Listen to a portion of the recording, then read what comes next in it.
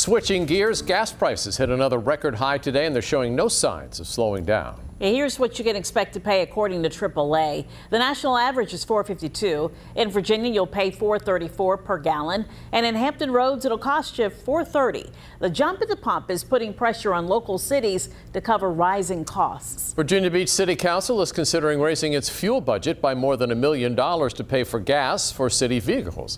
Angelo Vargas is live tonight in Virginia Beach, and he tells us where that money is coming from.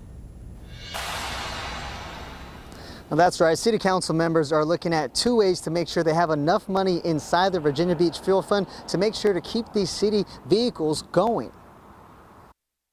In this new ordinance, city leaders may approve raising the fuel purchasing limit by $1.3 million for fleet management to make sure city vehicles keep running. That'll allow the city to maintain operations through the end of the year. Budget Manager Services Director Kevin Chantelier says the backup plan council members will vote on is using funds from the Pandemic Reserve. He explains if City Council approves the ordinance, then about $1 million from the Pandemic Reserve Fund could be tapped for emergency use. That's not necessarily being transferred or moved for the purchase of the fuel.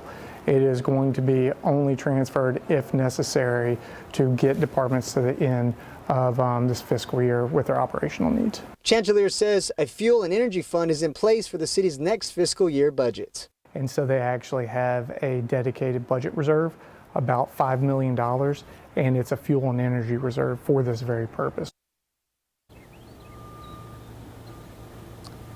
Now, even if council approves this ordinance, they are hopeful they will not have to use the Pandemic Reserve Fund. But if they do, again, it's only for emergency use only. Live at Virginia Beach, Angelo Vargas, 13 News Now.